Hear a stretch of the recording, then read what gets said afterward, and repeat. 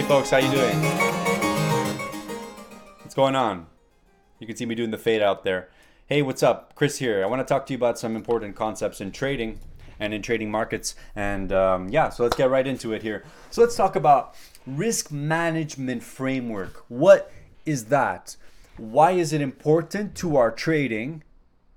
And that's it. So what is a risk management framework? So think about it this way. You're hired at a firm to trade. Okay, you're hired by Goldman Sachs, and these guys train you, and they're saying, okay, Chris, you're on our trading floor now. I am giving you carte blanche to trade our money, and you are allowed to lose $1,000 a day. Okay, so you say, okay, I'm going to trade with Goldman Sachs. I'm ready to lose $1,000 a day. Now, right away, I made a mistake by saying that, because your goal is not to lose $1,000 a day. That's your max loss for the day. If you hit $1,000 loss, you're done. You're finished. Your boss is on your trading floor is going to come through to you. He's going to say, Chris, you hit your max loss and you went over your max loss today. What happened? And that starts the problems, okay? And you can get fired. In fact, you get fired and it's over, okay? So in the real trading world, this is the reason why the majority of floor traders, guys that work for these big firms, they often say, and I read this in a book, they often say their goals are to leave the firm and trade with their own money, but many of them don't succeed in doing that because there's actually a lot of stress involved in trading your own money. Stress meaning emotional stress, okay? So the traders who can overcome this the soonest are the traders that end up being successful in the long term because they can trade their own cash and do whatever they want essentially, okay? So that's the fundamental of a risk management framework. It's giving yourself a maximum number based on your account size of what you're willing to lose on a given day. Does that make sense? So if you're trading 100 grand, it should be no more than $1,000 or $2,000, not more than that. If I'm going to trade a small account, say $1,000 account with options, my max loss for the day should be no more than $50, no more, and that might be even pushing it. And that might be for an experienced trader, no more than $50, okay? Now, let that sink in real quick. Have you been trading this way? Probably not, because you've probably been trading your strategy, changing your strategy around too much to even remember that you should have a max loss on the day. Okay, so this is how expert traders are able to control themselves, or try to control themselves as much as possible. And this is something that I've been trying to overcome for months now as a trader. And I am personally aware that making videos about these kinds of topics are going to greatly help my trading because it will sink in these ideas more, okay? And if you benefit from watching me talk about these things, please give this video a thumbs up. And right now, all you're looking at is me and my desktop here. So whatever, let me put up a chart just for fun.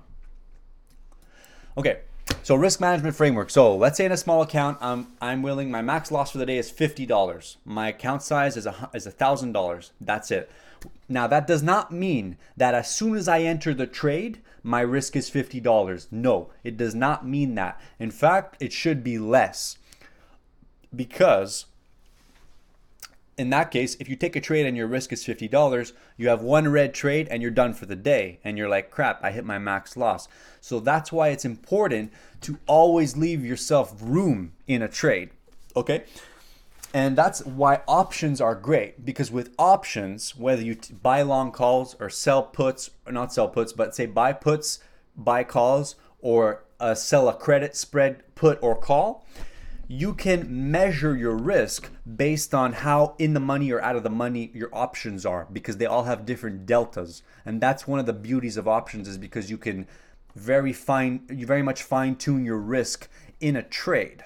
Okay, with stock you can't always do that, and also different brokers have different margin requirements. Like for example, if you trade with Interactive Brokers, you need a minimum equivalent of $2,000 to even be eligible to trade, to buy stock on margin. Okay, so that's why there's an advantage in trading options if you understand them.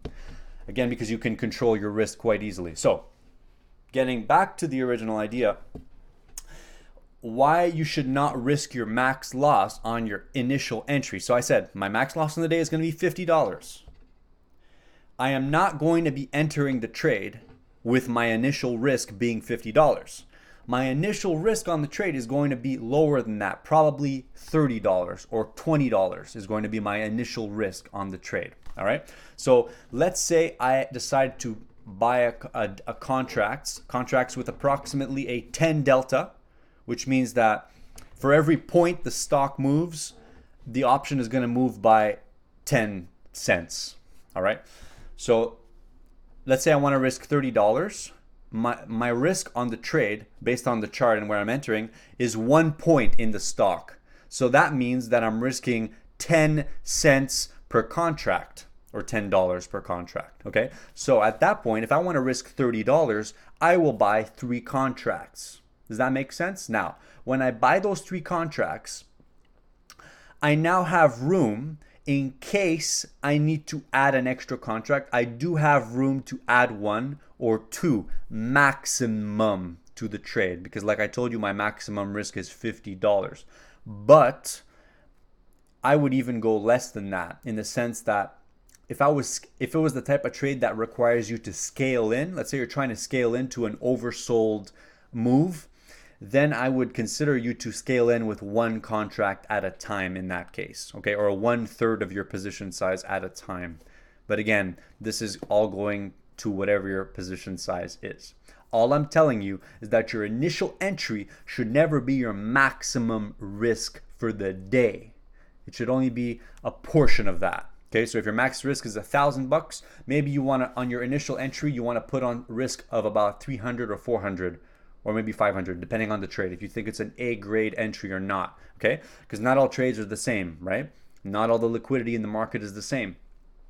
You need to go with what you're seeing and be able to react accordingly and adjust your risk accordingly as that's happening. Okay, so if I'm in with 3 contracts risking $10 a contract, now not only do I have room to add to the trade, but when the trade goes my direction, if it does, I now have room in the trade to scale out. So let's say I'm in the trade and it moves up. Now my contracts that I purchased for $1.50 are now at $1.75. I sell 2 of them initially and I take a partial profit and I leave 1 contract on. All right. Now, again, there's different ways of understanding how to scale in and scale out of trades, because if I sold 2, I now got rid of 2/3 of the position. If I sold only 1, now I only sold 1/3 of the position. So that's it. Okay, now, when it comes to risk, adding risk, how can you add risk in a trade without adding risk? Is that possible? Yes. You know how? It's when you're in control of a winning trade.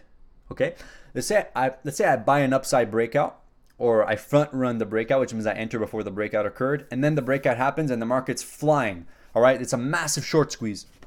I'm taking profit. I'm taking partial profit as that market is going up. Now, if I see a second entry long, I will not hesitate to add to that position. Do you know why? Because at that point, my cost basis is down here. The stock is now trading way up here. And if I buy more, I can raise my cost basis to here, add risk on the trade, but without adding risk, because if the stock comes back down to here, I'll get out and it'll be cool. But if there's a likelihood that it continues higher, now I've added risk onto the trade without really adding risk. So you can significantly increase your profit potential in a trade when you're in control of a winner. Does that make sense? And that's why your initial entry is always going to be the most important thing. The initial entry, your initial risk management on the trade. All right? Hope you learned something from this video, guys. Have a great day. Enjoy your weekend and take care of your risk management. And that's it.